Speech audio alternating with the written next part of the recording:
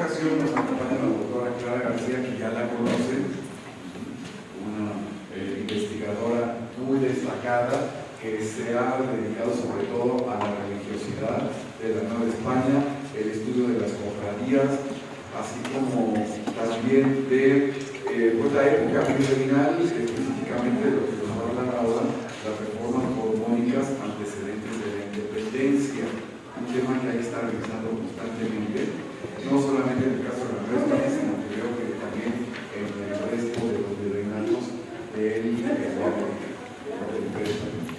Y también es directora de la División de Historia en el CIDE, una función muy importante en la actualidad.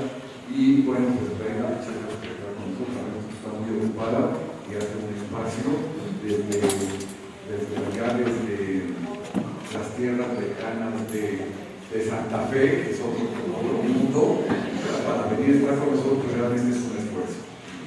Y pues muchas gracias por su presencia.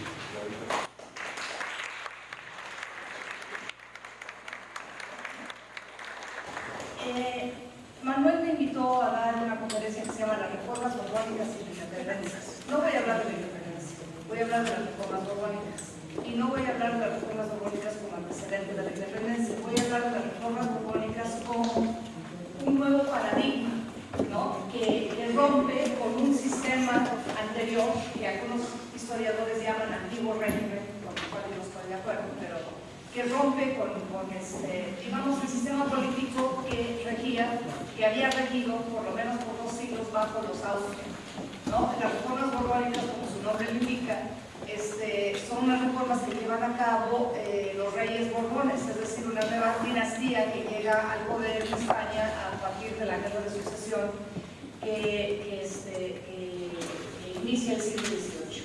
Entonces, las reformas marcan no solamente el siglo XVIII, sino una ruptura, ¿no? Eso es el primer punto esencial que me interesaría destacar, que las reformas son una ruptura. La independencia va a ser otra ruptura, ¿no? Muchas veces decimos, no, pues sí, es que el Partido Único, el PRI, pues cómo no vamos a tener ese tipo de gobiernos si nosotros tenemos esos gobiernos desde los tatuanis, y luego en la colonia pues éramos sujetos, ¿no? de la autoridad de España. Pero nada de eso es cierto, no hay una continuidad, hay rupturas, hay ciertas continuidades, pero hay rupturas. Una ruptura muy fuerte, muy violenta fue obviamente la conquista, ¿no? Pero luego viene otra ruptura. En 1505 ya el rey Felipe II trata de meter en cintura a los encomenderos, ¿no? y trata de pues, crear un sistema social y político que regiría a la Nueva España y otros virreinatos. Ahí viene otra ruptura, ¿no? Pero la otra gran ruptura es en 1700 con el cambio de dinastía y sobre todo con la implementación de las reformas borbónicas a lo largo de ese siglo. Ahí va a venir un paradigma nuevo. Este paradigma nuevo lo han llamado algunos historiadores el advenimiento de la modernidad, y con algo de razón. Claro, ahorita no es el momento de discutir qué es modernidad, si empieza entonces, si después, pero lo que sí es cierto es que empieza un nuevo sistema político, una nueva teoría, con teorías políticas que se van a implementar. Y que se basan en un nuevo movimiento, ¿no? Cultural, intelectual, conocido como la Ilustración. La Ilustración fundamentó básicamente las reformas borbónicas. Bueno, ese es en general lo que quiero decir. Bueno, aquí esta diapositiva es nada más para, yo casi no la puedo ver, pero para enseñarles cómo estaba el Imperio Español como a mediados del siglo XVIII, ¿no? Ya había perdido sus posesiones en parte de Italia, había perdido sus posesiones en los Países Bajos, ¿no? Pero había mantenido pues, toda América, Filipinas y obviamente la península. ¿Qué estaba pasando? ¿No? España estaba en guerra, estuvo en guerra. Si usted me dice, ¿cuál es la característica más específica de la historia de España del siglo XVIII? Es que estaba en guerra, continuamente, con Francia en contra de Inglaterra, con Inglaterra en contra de Francia, ¿no? Eran guerras hegemónicas, diseñadas para coartar el poder que había logrado España, ¿no? En los últimos 2 siglos, con un gran imperio donde no se ponía el sol, ¿no? Que era mundial, empezaba en Filipinas, pasaba por América y acababa en Europa, ¿no? Pero que durante el siglo XVIII había empezado a decaer por varios motivos, ¿no? Que, de nuevo, si quiero decir todo lo que tengo que decir, no me voy a dilatar demasiado en la historia del siglo XVII, pero había decaído el poderío de la monarquía hispana y de España en general en el mundo, en primer lugar por las guerras. ¿Por qué? Pues porque las perdía. Entonces el perdedor tenía que pagar a los vencedores, y además se endeudaba el rey con prestamistas, casas banqueras, los Huber, los Rothschild, les debían dinero y debía pagar mucho dinero como vencedor, como perdedor, uno. Y dos, estaban naciendo, o ya estaban desarrolladas las nuevas potencias que serían del Atlántico Norte, ¿no? Que serían Inglaterra y Holanda. Inglaterra le daba mucha batalla a España y estaba ya en una carrera imperialista franca, junto con Holanda, y Francia por su parte buscaba la hegemonía no tanto imperial sino en Europa. Entonces había toda una serie de guerras para coartarle el poder a España. España, por su parte, empezó a descuidar a sus posesiones americanas y consecuentemente lo que pasa es que dice que perdió el control de sus colonias. Yo lo que quiero postularles hoy es que nunca tuvo ese control, ¿no? Lo que empieza a hacer es, empieza a explotar más a sus posesiones, es decir, ya no iban letrados, ¿no? a los puestos de la audiencia o de otros tribunales. Los cargos públicos eran vendidos ahora por la corona y eso llegaban a las cajas reales y hacía que los comerciantes o avalaran a estos oficiales reales nuevos o fueran los mismos oficiales reales los comerciantes. Y se convirtió en una especie de explotación mutua entre estos aviadores, digamos, de dinero, ¿no? Y las regiones locales a donde iban. Y por lo tanto decayó el sistema administrativo imperial. Esto a lo largo del siglo XVII. Pero mientras eso estaba pasando, en la Nueva España había un auge económico, había crecido la minería, se había desarrollado y la producción minera se había incrementado y gran parte de eso se iba a España, pero también parte se quedaba en la Nueva España para ser reinvertido o para llenar los cauces mercantiles y crediticios de toda la Nueva España, ¿no? La agricultura también tuvo un auge, empezaron a desarrollarse las haciendas, los ranchos, los pequeños propietarios, las comunidades indígenas también producían para un mercado de autoconsumo, pero producían, se empezaron a desarrollar regiones como alrededor de Guadalajara, alrededor del Bajío, se empezó a poblar el Bajío, se siguió con la conquista, ¿no? Del norte, poblando también el norte, no mucho, pero con las grandes haciendas extensivas, ganaderas, que producían también dinero. ¿Para quiénes? Para los locales, para los criollos, ¿no? Y para algunos peninsulares que pertenecían a la élite, junto con esta élite criolla.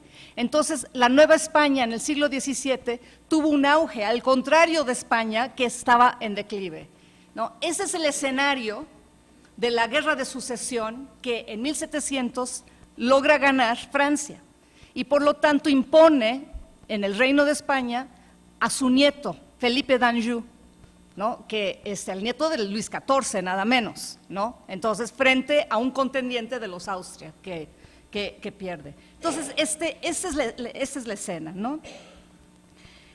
¿Qué es lo que busca esta nueva dinastía infundida por la Ilustración? Vienen de Francia, acuérdense, ¿no? Una de las cunas, no la única, una de las cunas de la Ilustración. Siempre se olvidan de los pobres escoceses que tuvieron también una gran ilustración, donde viene David Hume, ¿no? Por ejemplo, McIntyre, o sea, muchos ilustrados escoceses, pero bueno, no vamos a hablar de ellos hoy.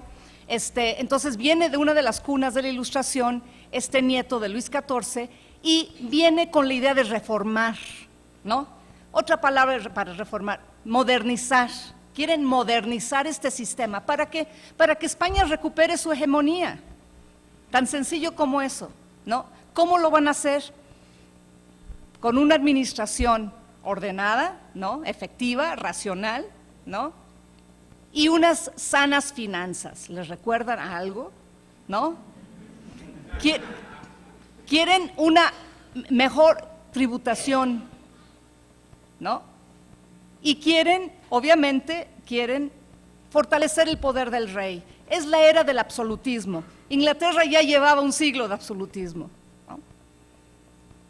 Desde menos, pero ya llevaba una buena carrera de absolutismo y parlamentarismo, ¿no? El liberalismo nace, de hecho, y parlamentarismo nace en Inglaterra.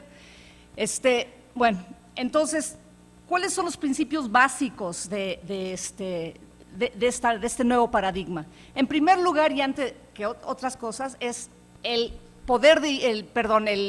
despotismo ilustrado, ¿no? Que quiere decir un rey con poder absoluto, el absolutismo, un rey con poder absoluto, pero definido por la ilustración, debe de ser ilustrado, es decir, debe de tener el bienestar de su pueblo en el corazón, y por lo tanto se da por hecho que el rey va a ejercer este poder absoluto a beneficio de su gente, de su pueblo. Ese es un despotismo ilustrado, pero que no quepa la menor duda que es un absolutismo, ¿no? Es decir, ensanchar el poder del rey que representa el Estado. Por eso se habla del Estado absolutista. Es el rey quien representa al Estado. Como Luis XIV, el rey Sol, l'État c'est moi, el Estado soy yo, el monarca representa al Estado, ¿no? Y ese es el despotismo ilustrado. Entonces, ensanchar el poder del rey, del Estado, ¿no? Sanar las finanzas, tener una administración racional, ¿no? Y extraer los recursos de sus dominios. España los necesitaba, ¿no? Veía que los dominios tenían plata, tenían oro, tenían tintes, tenían cacao, tenían azúcar, ¿no? Pues había que extraer estos elementos, llevarlos hacia España para que España pudiera como agarrar otra vez el motor del desarrollo. Ideas, digamos, bastante cercanas a las que conocemos ahora, ¿no? Pues por eso es ya un pensamiento no me gusta usar esto, por favor, si dicen que lo dije, lo voy a desmentir, ¿no? Pero una especie de protoliberalismo, ahí está ya, ¿no? Pero a través de un absolutismo ilustrado. Entonces, conseguir la posición o reconquistar su posición hegemónica, ¿no? Y racionalizar sus recursos a partir de la explotación de sus dominios, ¿no? Es aquí y solo aquí cuando se puede hablar de colonias. Antes de las reformas borbónicas no se puede hablar de colonias, son virreinatos, ¿no? O capitanías generales o el título que tenga la región, ¿no?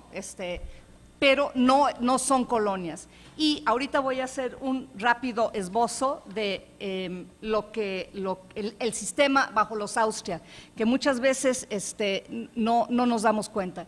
A veces se dice, o muchas veces se ha dicho, que el rey de España, parte de su problema, ¿no? de los reyes de los Habsburgo, parte de los problemas era que delegaban el poder, ¿no? Pues delegaban el poder a los corregidores, delegaban el poder a los oidores, delegaban el poder a los oficiales reales, no delegaban nada. El sistema, y se lo voy a explicar, tratar de explicar rápido y de manera concisa, el sistema virreinal, pues, estaba basada, la teoría política estaba basada en algo que se conoce como el justnaturalismo. Es decir, todo está regido por leyes naturales, ¿no? Más allá de la voluntad del hombre. Estas teorías se basan sobre todo en Santo Tomás de Aquino, quien había racionalizado para el lenguaje y el pensamiento cristiano las ideas lógicas de Aristóteles y jerárquicas de Aristóteles, y luego un filósofo español, Francisco de Vitoria. Básicamente estos eran los teóricos, ¿no? que sustentaban la monarquía católica, como prefiero llamar al imperio español antes de las reformas borbónicas. este justnaturalismo que decía que había leyes naturales más allá del hombre, que eran preexistentes, fue lo que logró darle, ¿no?, a este compendio que era la monarquía católica, darle una flexibilidad y que permitió, por ejemplo, que el sistema indígena fuera absorbido sin ningún problema, ¿no? Porque en tantos seres racionales, ¿se acuerdan de ese gran debate que por fin se decidió a favor de los indios, ¿no? En tantos seres racionales, entonces ellos también se regían por leyes naturales igual que los demás, y por lo tanto su sistema de gobierno podía incorporarse sin ningún problema a los otros múltiples sistemas que tenía esta monarquía católica, que era difusa, pluriétnica y mundial, ¿no? Era enorme, era multicultural, diríamos ahora. Entonces, ¿cómo se podían reconciliar todos esos sistemas en una sola monarquía? A través del justnaturalismo, precisamente, daba esta flexibilidad, ¿no? Vamos a Santa María Tonantzintla y vemos un barroco indígena exuberante, con caras indígenas, con caras de Quetzalcóatl, máscaras, y uno dice, ¿cómo es que los franciscanos permitieron esto?, ¿no? Había esta flexibilidad, ¿no? Era una visión, era tan válida como la otra, mientras que se mantuvieran dentro de los parámetros teológicos aceptables. Ahora, dentro de este justnaturalismo había otro principio que regía a la monarquía católica, que era lo que yo llamo una homogenización desigual. Había desigualdad, no todos los estamentos y jerarquías eran iguales. Los nobles no eran iguales a los indios, los negros no eran iguales a los españoles, ¿no? Había una gran desigualdad dentro de este compendio, ¿no? Esa desigualdad se homogenizaba dentro de la monarquía porque cada uno de esos cuerpos, de esas comunidades, de esas repúblicas, tenía sus propias jurisdicciones. Entonces se autorregían. Entonces, si quieren, eran como una serie de maquinarias dentro de una maquinaria mayor. No había una ley penal, una ley civil, una ley de Estado, no había una constitución. Habían constituciones naturales de cada corporación que las regían. Entonces teníamos a los pueblos de indios que se regían bajo sus propias leyes, con sus propios cabildos, con sus propios gobernadores, ¿no? Teníamos al Consulado de la Ciudad de México que tenía su propio tribunal, su propio fuero, teníamos la Inquisición que tenía su propio fuero, teníamos al Cabildo Eclesiástico que tenía su propia jurisdicción, teníamos a los ayuntamientos que tenían su propia jurisdicción, a la audiencia que tenía su propia, más otras, ¿no? Entonces era una multiplicidad, ¿no?, de grupos que eran representados a través de sus identidades colectivas, que tenían además sus propias reglas y jurisdicciones. Entonces, no hay que decir que el rey delegaba el poder, el rey compartía el poder con los cuerpos, y los cuerpos eran lo que hacía que el individuo se identificara con la sociedad. Y muchos individuos pertenecían a muchas corporaciones, entonces era una especie de acumulación de privilegios y exenciones particulares frente al rey. El rey no podía llegar y ordenarle a un miembro de una cofradía que hiciera toda la cual cosa. La cofradía tenía sus reglas y sus normas. Y le decían al rey, espérate, obedezco pero no cumplo. Quiere decir, reconozco tu autoridad, la reconozco, pero no tienes autoridad sobre mí porque yo tengo mi propia autoridad, ¿no? Y ese es el justnaturalismo, y esa era la monarquía católica, un sistema orgánico, a donde todos los cuerpos tenían sus desigualdades, estaban todas compuestas en diferentes jerarquías, pero homogenizados dentro de este gran organismo que se llamaba la monarquía católica, que también tenía que negociar. No era absoluta, no era pública la monarquía, era privada, ¿no? Los dominios de la Nueva España pertenecían al rey, pero no, aunque el rey era el juez supremo, no tenía jurisdicción sobre todas estas corporaciones que se habían desarrollado. ¿Y por qué se desarrollaron así? Aparte de que el sistema político, ya lo expliqué, era justnaturalista, se desarrollaron así porque ¿qué hacía un rey que estaba llegando a todos estos enormes dominios con miles de personas, ¿no? ¿Cómo lo hacía? Pues le tenía que dar, ¿no?, cierta flexibilidad a los grupos para organizarse y colonizar, que no es colonia, colonizar, para poder tener un sistema político, para poder tener una monarquía católica, ¿no?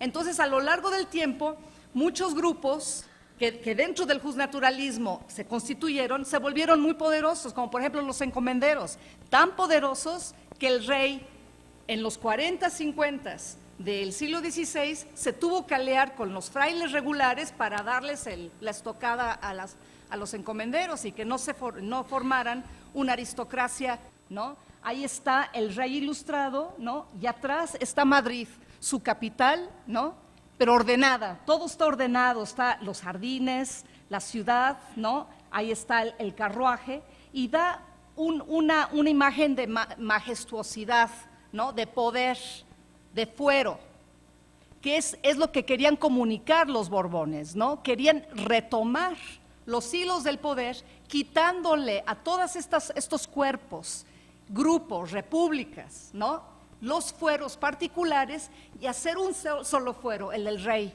De eso se trata el absolutismo, ¿no? Y se iba a hacer a través del despotismo ilustrado. Buscaba, por la ilustración, estos reyes buscaban gobernar de manera racional, científica, con leyes, ¿no? Educándose, leyendo, ¿no? Con base en nuevas tecnologías, con base en saber qué lenguas hablaba este pueblo para quitárselas, ¿no? O sea, necesitaban saber, la ilustración tenía un sed de conocimiento, científico sobre todo.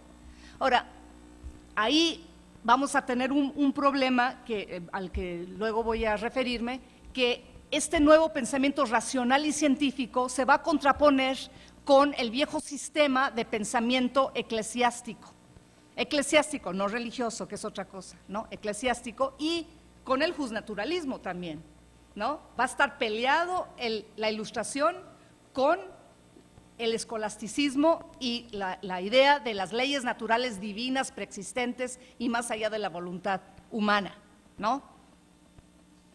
Bueno, entonces las reformas en la Nueva España se emprendieron, las reformas en España se emprendieron desde 1700.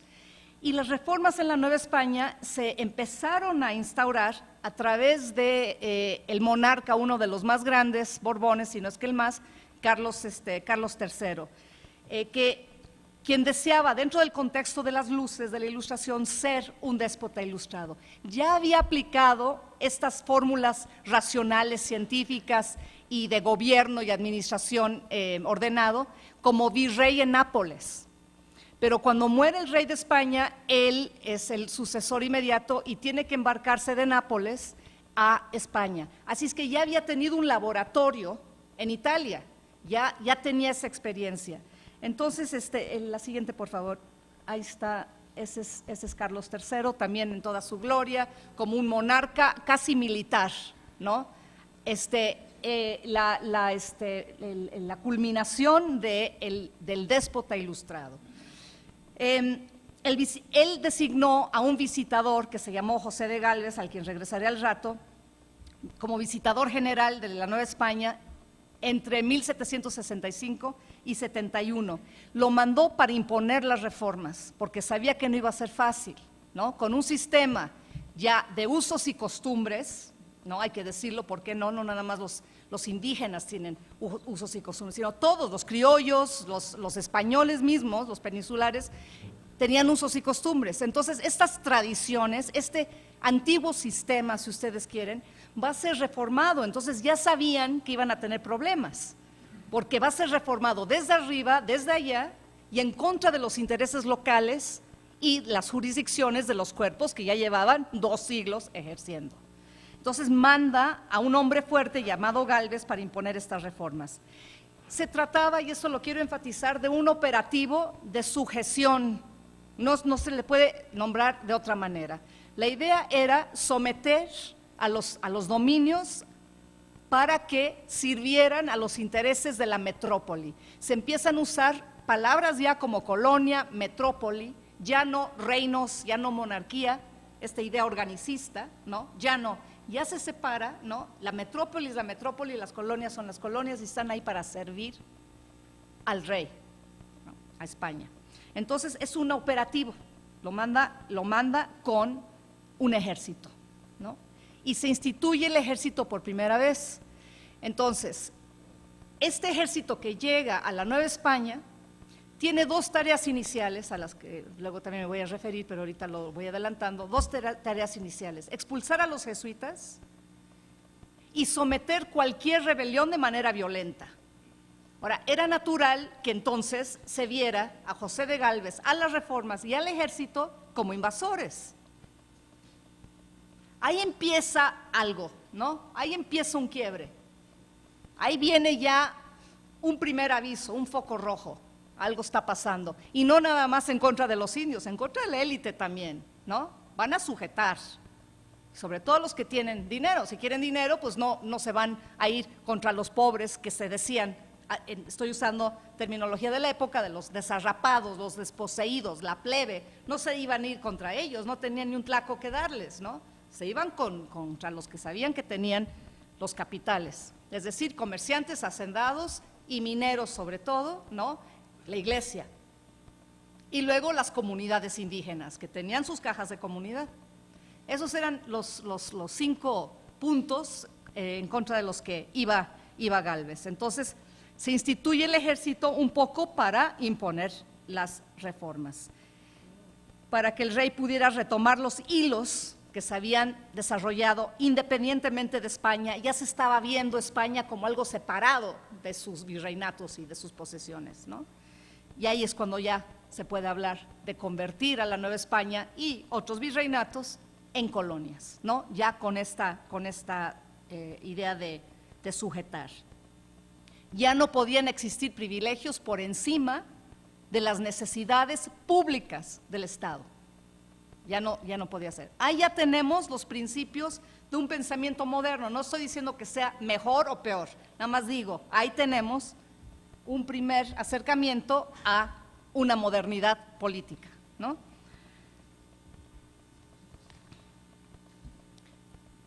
Bueno, la colonia, como dije antes, España ya había visto disminuir sus ingresos, mientras la Nueva España se había vuelto más autosuficiente y más rica, ¿no? El consulado de la Ciudad de México, por ejemplo, monopolizaba todo el comercio, el ultramarino y el interno. Tenía un tribunal y a través del tribunal regía las leyes de hacer comercio.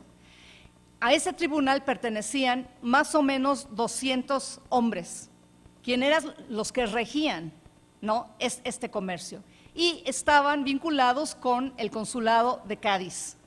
Entonces había un monopolio de comercio ultramarino por medio de un sistema de flotas, ¿no?, que salían únicamente de Cádiz y llegaban únicamente a Veracruz.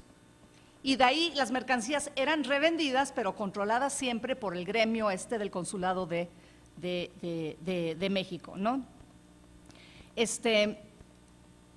Ahí la corona obviamente no estaba en el negocio del comercio, era un negocio de particulares, que además tenían jurisdicción propia. Entonces, una de las cosas de los Borbones era retomar el comercio, hacerlo público, hacerlo del rey, hacerlo del Estado, ¿no?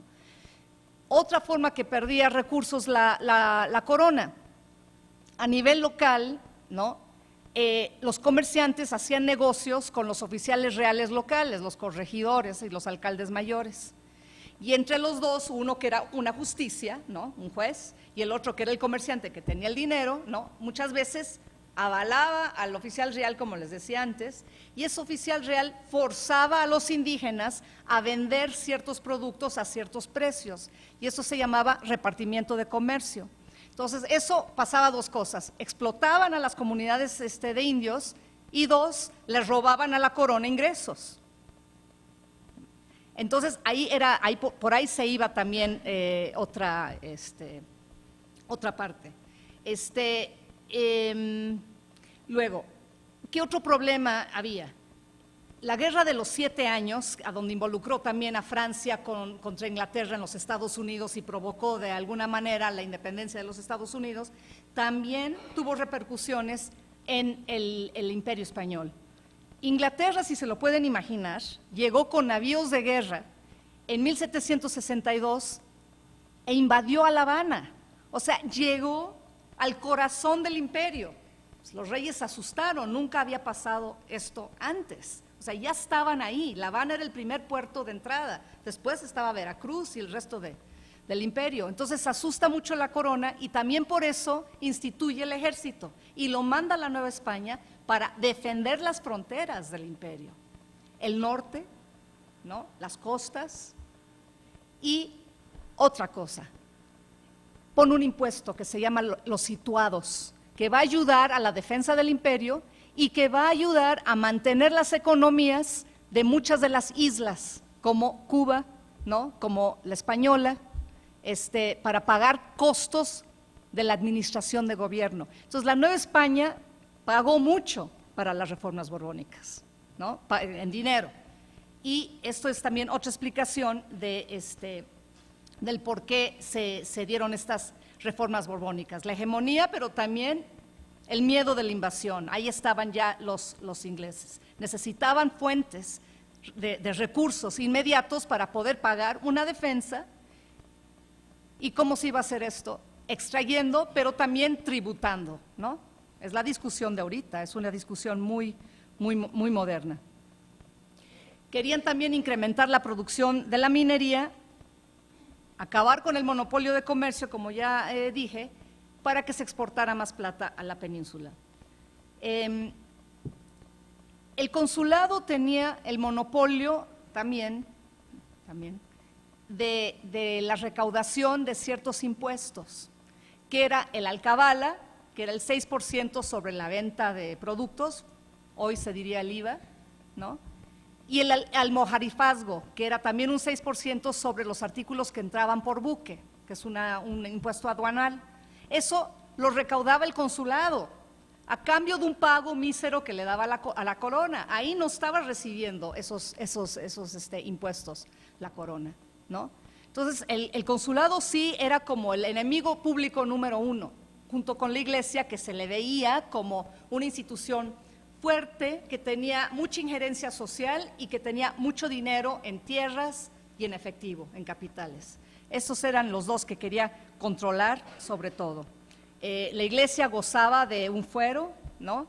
Y de derechos de administración, administraban los curas parroquias y los obispos diócesis, ¿no? Que en muchos casos, sobre todo en los lugares más agrestes y despoblados, o en los lugares más difíciles de llegar, como en las sierras, pues el clero era el único oficial real, porque acuérdense que el rey era el patrono de la iglesia en América, y entonces el rey nombraba a los prelados y a los curas. Entonces, estrictamente eran oficiales reales, el clero. Entonces, muchas veces los únicos ahí para representar la justicia real era el clero. Entonces, se debía también reglamentar este clero, que evidentemente no sentía mucha lealtad hacia el rey y tampoco sentía mucha lealtad hacia el obispo, porque el alto clero se había distanciado muchísimo del bajo clero. El bajo clero, que vivía en pueblos de indios, que vivía en parroquias pobres, no todos, pero la gran mayoría, ¿no? Se las tenían que ver, porque les cuento una cosa, un paréntesis. El diezmo es algo muy complicado, pero era la 10ª parte de la producción y cada año pues los fieles lo tenían que dar. Normalmente se daba a la iglesia, pero como el patrono de la iglesia era el rey se tomaba el impuesto, el diezmo, pero el rey graciosamente se lo regresaba a la iglesia. La iglesia, ¿qué hacía con ese diezmo? Se supone que lo que debe hacer la iglesia con el diezmo, cada obispado, ¿no? Cada cabildo catedralicio, lo que debería de hacer con ese diezmo es repartirlo entre las parroquias, ver si esta iglesia se está cayendo, pues darle para el techo, en fin, ¿no? Pero no, los cabildos se quedaban con el dinero para sus necesidades. Entonces las parroquias no recibían ni un centavo. Las parroquias estaban pobres y el clero muchas veces pues, se identificaba mucho más con sus fieles y mucho menos con las jerarquías. Entonces había esta gran división. Y el clero tenía, lo único que era propio del clero era su fuero, ¿no? El fuero que le daba esta autoridad sobre su feligresía, ¿no? Un poder social también, ¿no? Que muchas veces suplantaba la falta de dinero. Tenía que comer frijoles y tortillas igual que los párrocos, ¿no? Y tenía que usar la misma sotana, ¿no? A pesar de que el obispo venía muy lujosamente una vez cada 3 años a sus visitas, ¿no? Entonces había este gran distanciamiento, y el punto que quiero hacer aquí es que la iglesia alta recibía el diezmo, pero el clero bajo estaba empobrecido. Entonces, otro foco rojo. Ahora, la Ilustración tuvo su expresión económica en una doctrina que se llama mercantilismo, que se aplicó a través de las reformas borbónicas. Y esta doctrina, uno de los grandes economistas, por qué no decirlo, filósofos, que expuso esta doctrina es Adam Smith, escocés, que dictaba o que decía que para que un Estado fuera fuerte necesitaba acumular metales preciosos, es decir, dinero, ¿no? Acumularlo. ¿Y cómo se hacía eso? Pues gastando menos, importando menos y exportando mucho, ¿no? Entonces, pues, ahí están las colonias que producen plata, ¿no? Entonces, uno de los puntos era aplicar este mercantilismo a las colonias, y por eso digo que es en este punto cuando ya se puede hablar de colonia, porque se veía como una fuente de recursos. ¿Para qué? Para que se desarrollara la industria española. La industria española estaba hecha pomada. España estaba hecha pomada por las guerras, ¿no? ¿Qué pasaba? Toda la plata que llegaba de la Nueva España y parte del Perú, llegaba a España, pero España era como un gran embudo, no se quedaba en España para ser reinvertido en nada, porque España agarraba esa misma plata y la usaba para pagar las guerras que había perdido, los créditos que debía, y para equilibrar su balanza de pagos. Entonces no le quedaba nada para reinvertir en su agricultura, reinvertir en su industria, ¿no? Y pagar los costos de la corte y del imperio. Entonces se necesitaba racionalizar eso para que esos recursos se quedaran en España y se pudiera reactivar la economía, y en particular les interesaba reactivar la industria, ¿no? Para hacer eso necesitaban materias primas. Entonces, ¿qué hacían? Extraían la plata de América junto con otros productos de lujo, es decir, los tintes, la grana cochinilla, el añil, el cacao, el azúcar, ¿no? Pero sobre todo los metales, ¿no? Que se quedarían para reactivar, pero nunca se quedaron. Este fue el problema. Es otra paradoja. Siguieron las guerras y siguieron los pagos.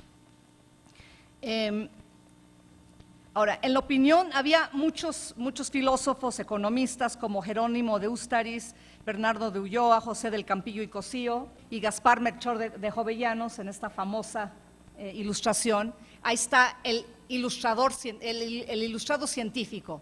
¿Qué hace un ilustrado científico? Piensa, ¿no? Piensa. ¿Y qué otra cosa indica esto? Indica que tiene el ocio suficiente para poder pensar. Y eso indica que existe la riqueza suficiente en un país para poder sustentar a un pensador que se pueda quedar así todo el día para que le salga una idea, ¿no? Eso es lo que está demostrando esto: riqueza, ilustración, pensamiento, ¿no? Este es el nuevo paradigma.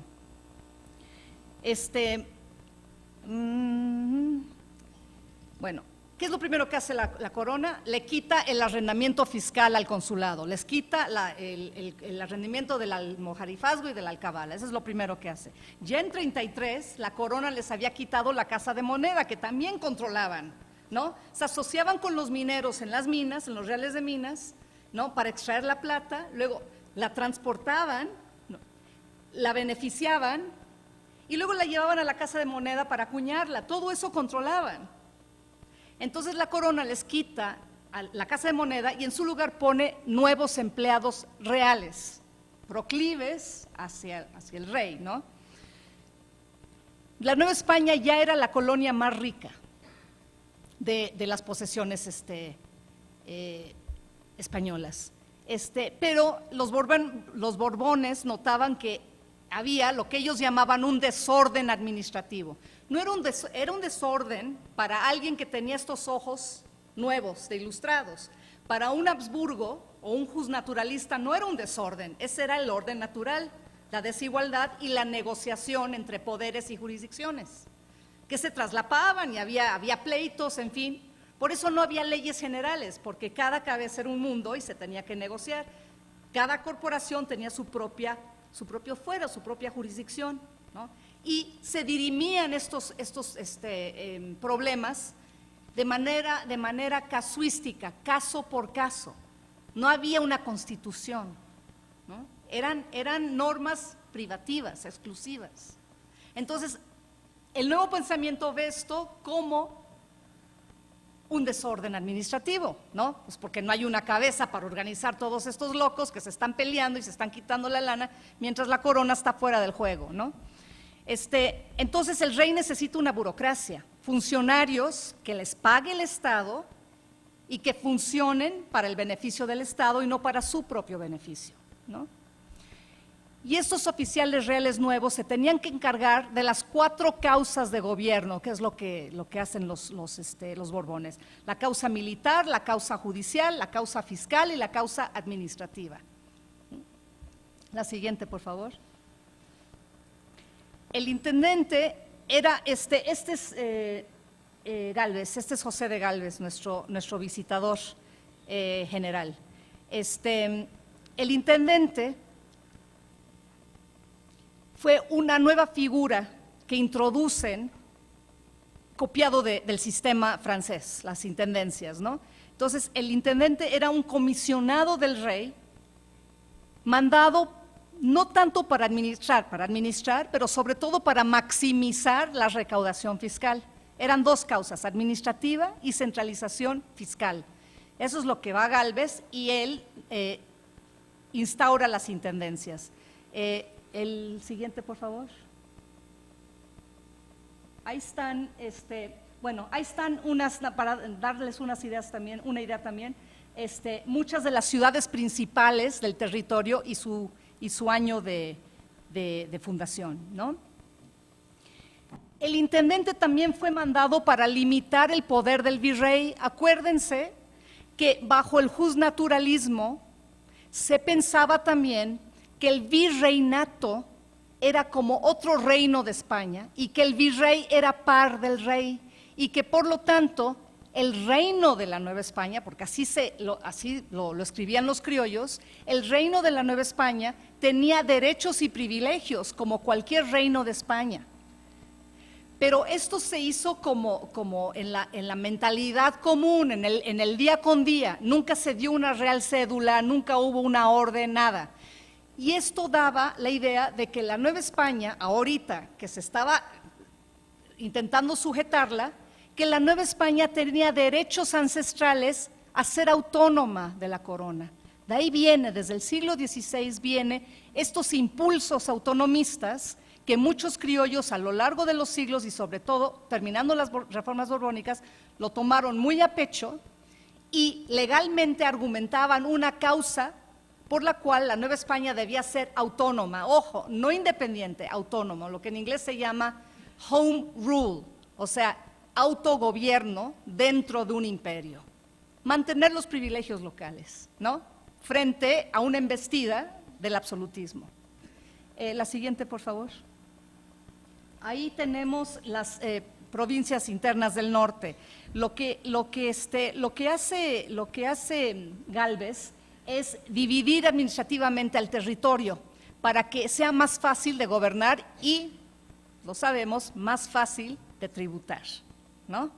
Cuando uno tiene su tarjeta de contribuyente, ¿no? Todo eso está en un mapa, ¿no? La Benito Juárez, la Miguel Hidalgo, todo está administrativamente bajo control. Entonces, lo que quería hacer, y a la vez quitarle el poder territorial a los obispos y a los curas. Por eso es que, ahorita voy a hablar de las intendencias casi todas, siguen las fronteras antiguas de los obispados. Entonces fue un intento territorial y administrativo y jurisdiccional de quitarle también a la Iglesia el poder sobre el territorio, ¿no? Y esas son las comandancias, una comandancia de las provincias internas del norte, es decir, todo lo que ven ahí, lo que es ahora Coahuila, Texas, Nuevo México, las Californias, era terreno de nadie, casi no estaba colonizada, había indios que llamaban ellos insumisos, ¿no? Los chichimecas, que eran tipo las así llamadas tribus que conocemos norteamericanas, que no eran sedentarios, eran nómadas, que llegaban, ¿no? Rehusaban ser redados para que trabajaran en las haciendas y por lo tanto había una guerra constante en el norte y una colonización constante que se hacía a través de los soldados y de los misioneros, ¿no? Los presidios, que se hacía una línea de presidios, la misión, y ahí se defendían, trataban de agarrar a algunos indios para la agricultura, si no traían a colonos del sur y ahí iban colonizando, pero era una guerra constante y una despoblación. Entonces tenían que ser administrados. Y esas son las provincias internas del norte. La siguiente, por favor. Y estas son las intendencias, que también son nuevas divisiones geográficas, administrativas y políticas, ¿no? Y que siguen, como les decía, las viejas fronteras de los obispados. Entonces ya tenemos Oaxaca, ya tenemos Yucatán, ¿no? ya Durango. Ya tenemos también los nombres de muchos de los estados que van a surgir en la era republicana. Entonces, aquí es otro, digamos, antecedente, ¿no? Ahora, había dos intendencias que se instauran en 1786,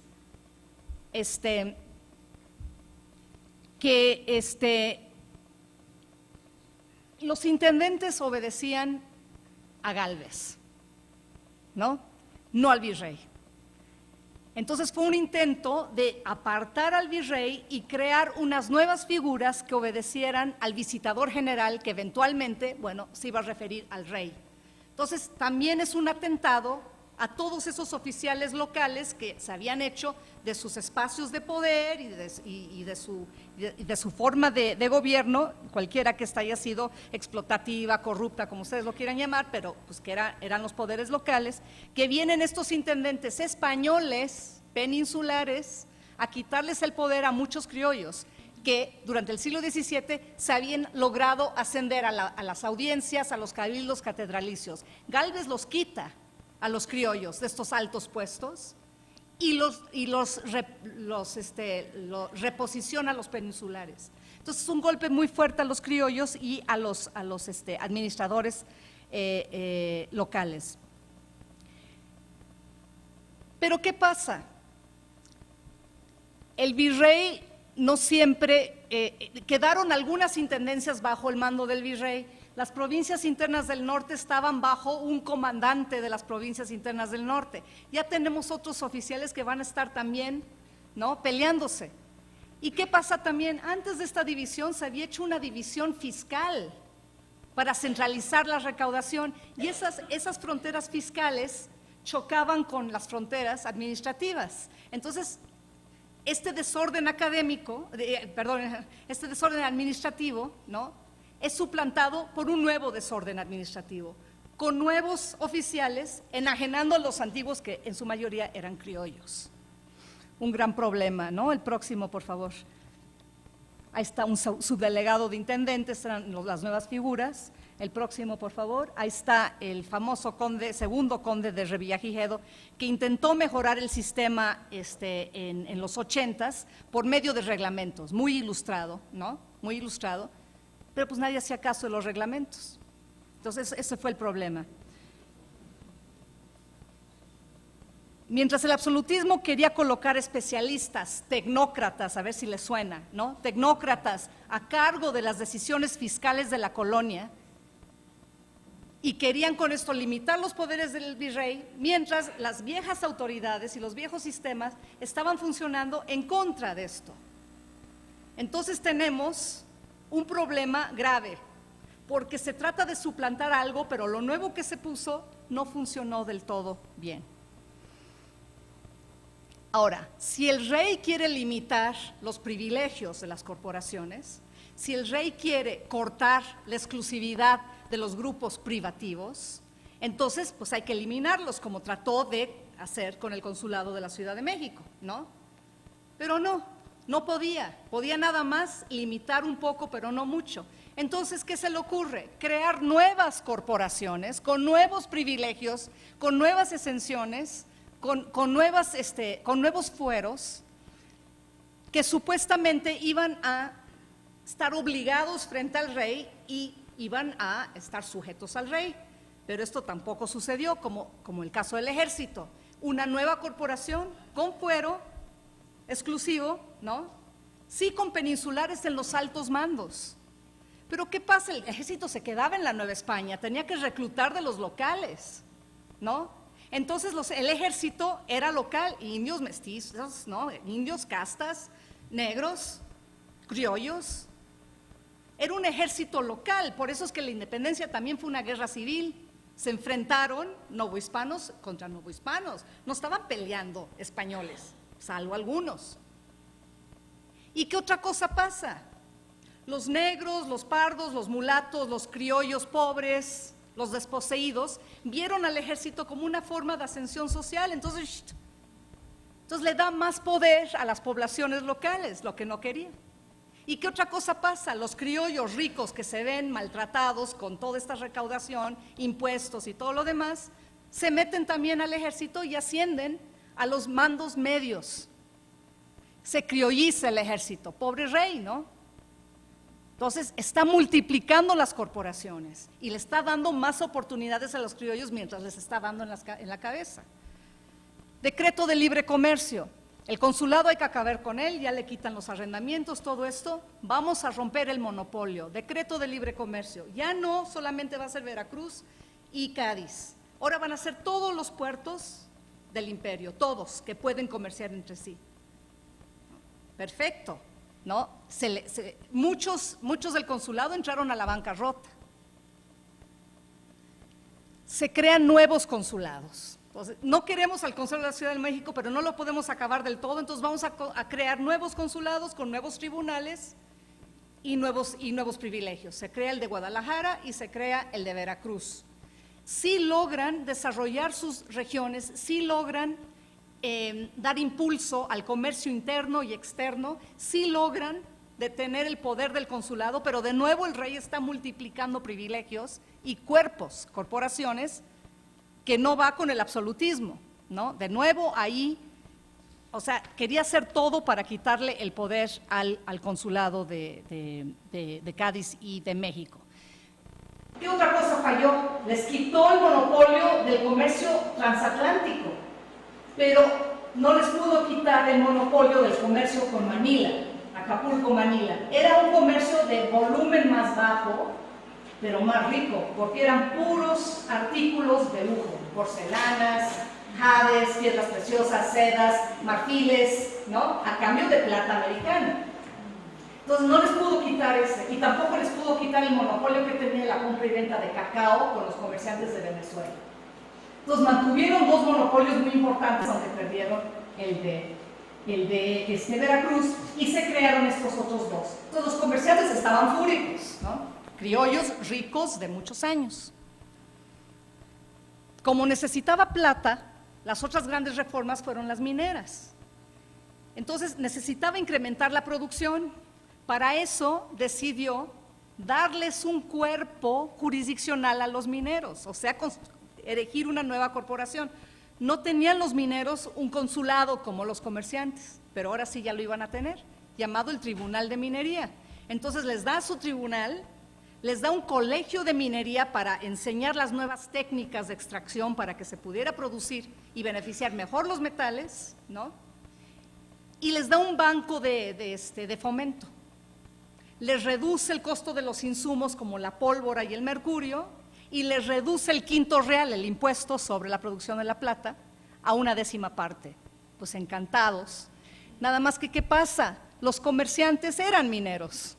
Entonces, por una parte les da el garrotazo como comerciantes y por otro lado les da la zanahoria como mineros. Estaba creando un desajuste del pacto social del sistema organicista de los Austria. Es lo que estaba pasando. ¿Qué pasa en las transiciones? Es una época de mucha transición, de cambio, de modernización, ¿no? ¿Qué es lo que pasa? El siguiente, por favor. Bueno, este es un virrey, nada más para enseñarles cómo se pintaban los virreyes a sí mismos, casi como un rey, ¿no? Y por eso había que limitar sus poderes. Ahí está ilustrado con los ángeles y la divina inspiración, con sus papeles y de nuevo pensando. ¿Qué hace un ilustrado? Piensa, porque necesita pensar para racionalizar la administración. La siguiente, por favor. Este es Fausto de Luyer, que fue el primer presidente del Tribunal de Mineros, ¿no? Un distinguido intelectual, ilustrado, criollo, ¿no? Que además, bueno, escribió muchos reglamentos para la minería y fomentó mucho la minería. Entonces, los mineros ya tendrían fuero y el rey de nuevo limitó su propio poder concediendo privilegios a un grupo de poder local a cambio del incremento en la producción de plata. La siguiente, por favor.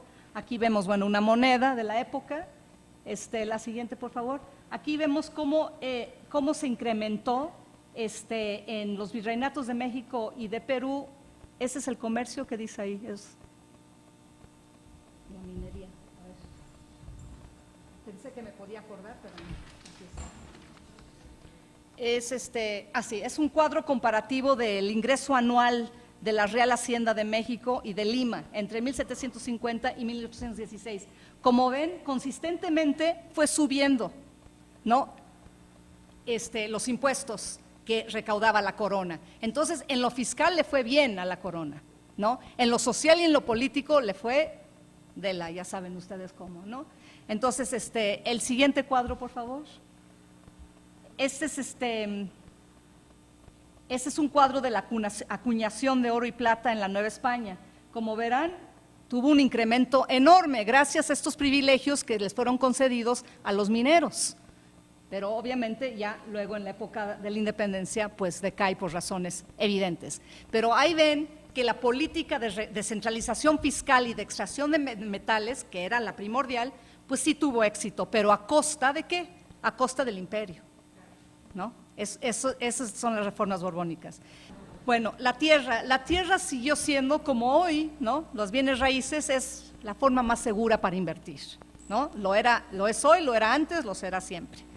Entonces, ¿qué pasa? Durante el siglo XVII se consolida la hacienda, se consolidan los ranchos, se consolidan las comunidades indígenas y la pequeña propiedad de mestizos y de indios que ya no vivían en pueblos, ¿no?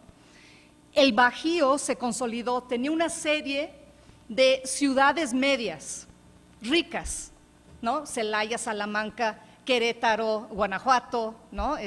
Morelia, Pátzcuaro, en fin, eran ciudades que eran muy ricas porque su hinterland era agrícolamente hablando muy rica, producía. Y luego era el Camino de la Plata.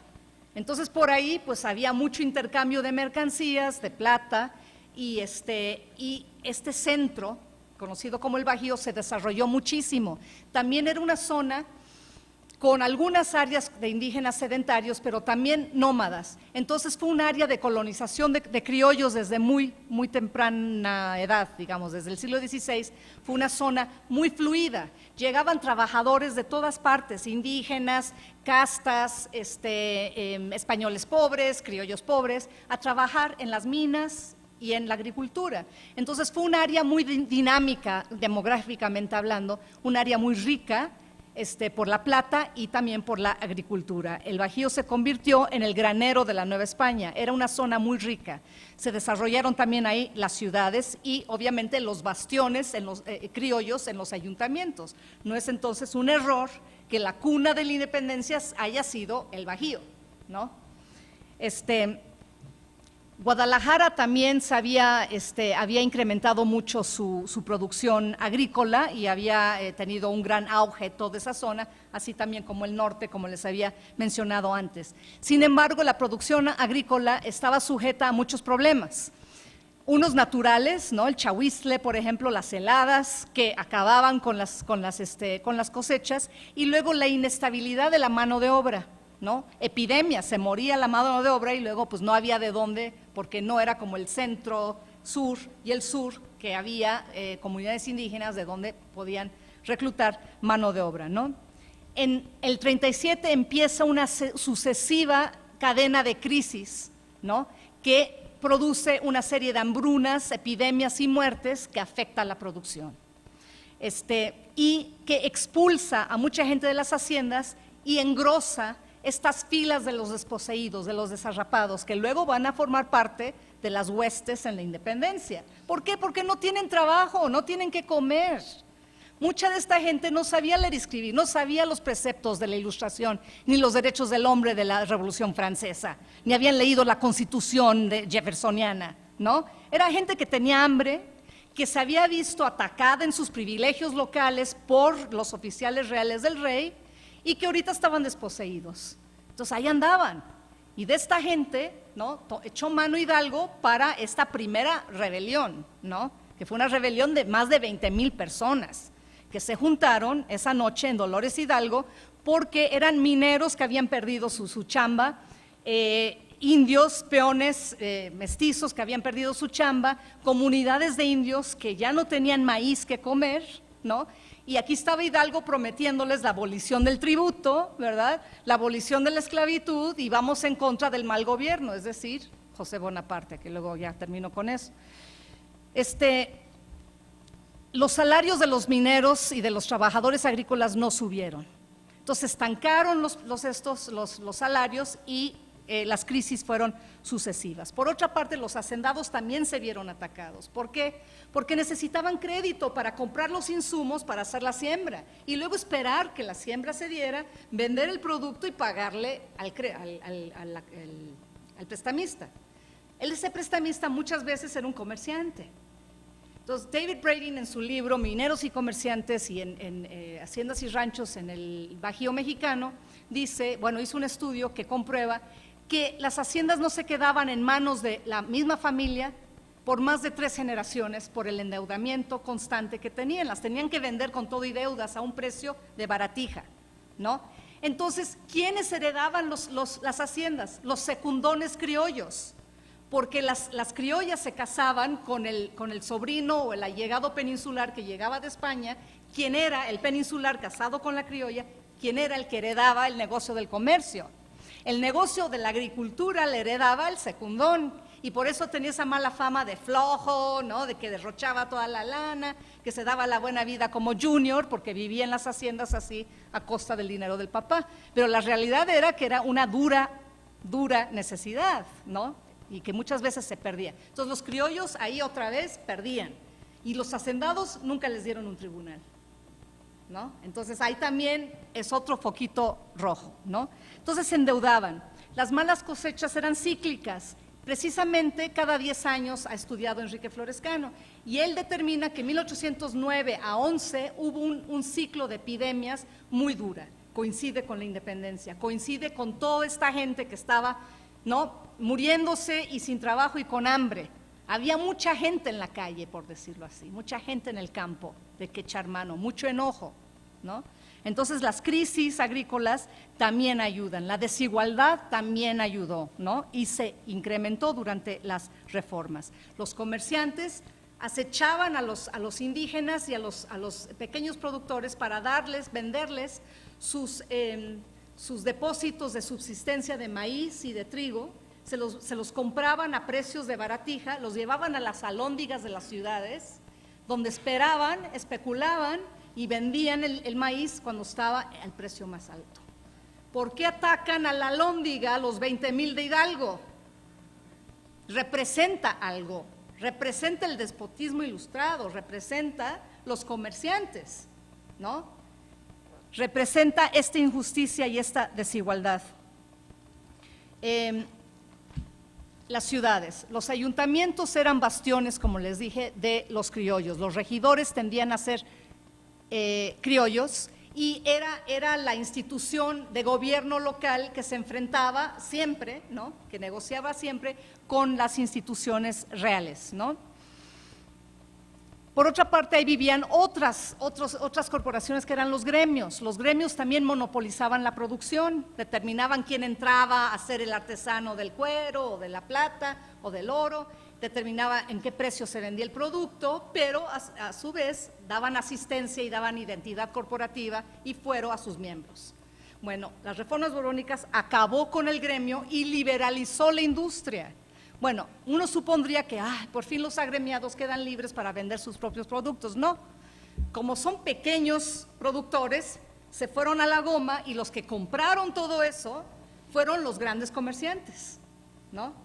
Entonces, ahí también se acabó con la industria gremial, otro gremio que ataca, algo que trata de poner en su lugar y que falla, que beneficia a los grupos de poder locales, que además, por otra parte, le están dando de garrotazos. La siguiente, por favor.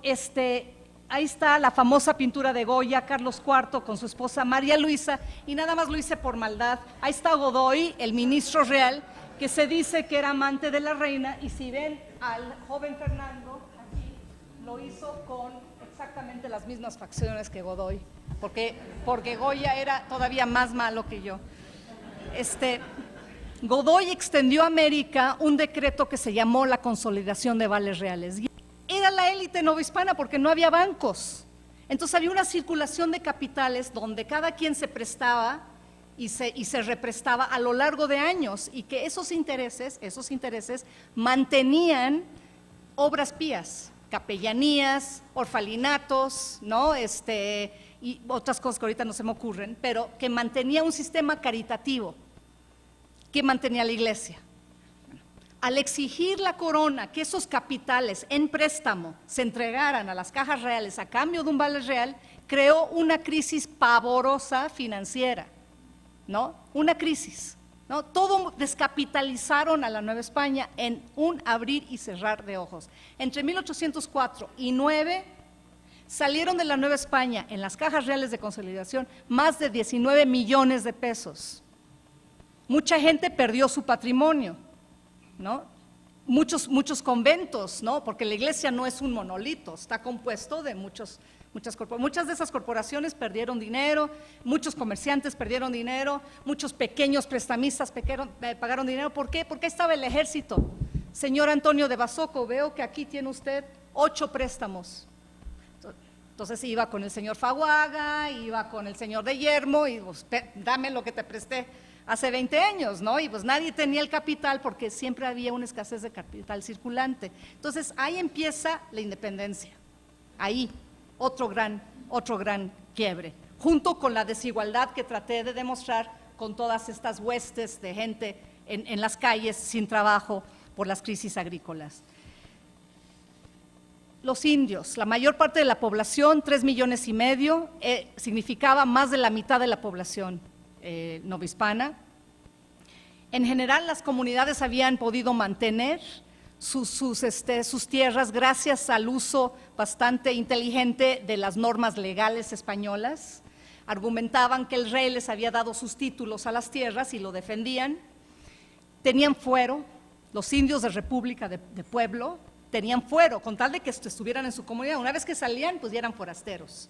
Pero dentro de sus comunidades tenían fuero y por lo tanto pudieron mantener a sus gobernantes, a su cabildo y sus costumbres, que son lo que muchos pueblos ahorita defienden, sus usos y costumbres antiguos, ¿no?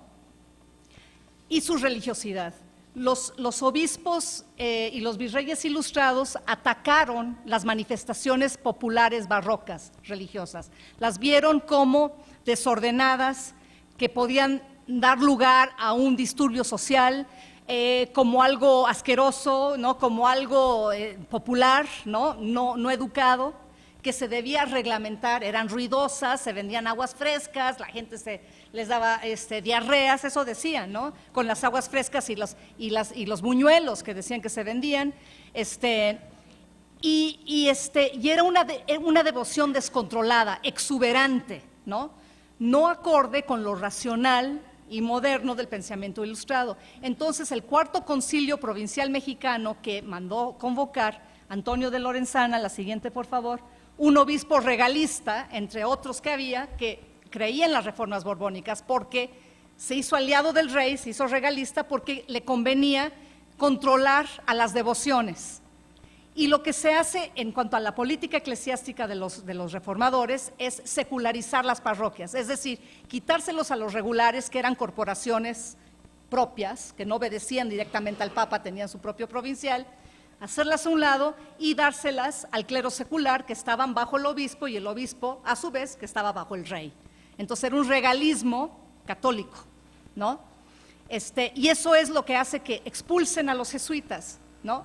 Porque eran muy ricos, porque eran una corporación privativa y porque eran criollos, ¿no? Otro foco rojo.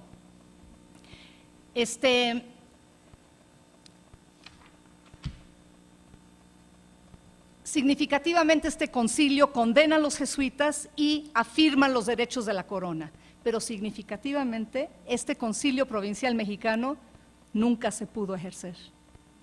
Quedó solamente en la letra, por razones obvias, ¿no? O sea, el regalismo a través de la iglesia. El rey trató de ejercer su patronato sobre la iglesia, pero al atacar los privilegios de la iglesia, paradójicamente, se estaba atacando sus propios privilegios, porque eran las dos espadas, una espada en realidad, ¿no? Lo temporal y lo espiritual. Al atacar lo espiritual, se estaba atacando a sí mismo, mientras quería ensanchar sus poderes públicos como rey, se los estaba coartando como patrono de la iglesia. Entonces esto fue el otro problema de las reformas. El siguiente, por favor. Fernando VII el Deseado. Rápidamente, en 1808, Napoleón invade a la península y causa la crisis del imperio, ¿no? La crisis de la monarquía. ¿Por qué? Porque invade, rapta a Carlos IV y a su hijo Fernando VII, se los lleva a Francia. En Francia obliga a Carlos IV, que no era muy inteligente, a abdicar a favor de Fernando VII. Pero, mientras tanto, pone en el trono de España a su hermano, siguiente por favor, José Bonaparte, conocido vulgarmente como Pepe Botella, quien era un inútil. Pero, ¿qué es lo que pasa? La crisis, ¿por qué hay crisis del imperio? Si el rey era el juez máximo, ¿no? Si en el rey, el déspota ilustrada, recibía la soberanía delegada por el pueblo, nunca en la historia de los reyes de España un rey voluntariamente había entregado su corona, es decir, su soberanía, y más a un invasor. Si la soberanía no está en el rey, ¿a dónde reside? Y entonces empieza un gran debate. Aparte, tenemos a un rey ilegítimo en el trono. Cuando Hidalgo dice, muerta el mal gobierno, no habla del rey, habla del mal gobierno de los invasores franceses. Viva Fernando VII. ¿Cómo puede estar en contra de la monarquía si dice vive Fernando VII? Quien estaba prisionero y era el rey en ese momento. Viva la Virgen de Guadalupe, los criollos, lo nacional, ¿no? Entonces el mal gobierno es lo afrancesado, es el usurpador. Entonces tenemos un trono usurpado y la soberanía en el aire. ¿Qué pasa? El pueblo español se defiende, se levanta en armas y se organiza en juntas, como en la época medieval, en torno a los ayuntamientos. Y esas juntas organizan la resistencia y organizan el gobierno local. Esas juntas luego eligen una junta central que se va a Cádiz. Y paradójicamente, a los ingleses, pues obviamente les convenía que los españoles estuvieran batallando en contra de Napoleón, y se van a Cádiz. ¿Por qué? A mí me encanta esto. Se van a Cádiz a sesionar, la Junta Central a sesionar, porque ¿quién está en la bahía de Cádiz protegiendo a estos que de la Junta Central? El almirante Nelson, con toda la flota inglesa en la bahía, defendiendo nada menos que a la Junta Central de Gobierno español. Eso es en marzo. Se desata el debate en las colonias. En la Nueva España empieza. Había un bando que decía, ya no hay soberanía, ¿qué hacemos?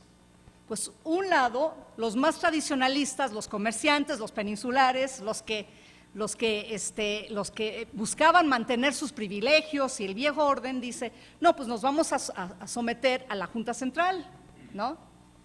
Pero los criollos y otros decían, no, si nosotros somos un reino autónomo, entonces nosotros, como el resto de los reinos, tenemos derecho de hacer nuestra propia junta, una junta novohispana. Y le piden, la siguiente por favor, no salió muy bien, al virrey José de Iturrigaray, quien había violentado el reglamento y estaba casado con una criolla, que fuera el presidente de la junta.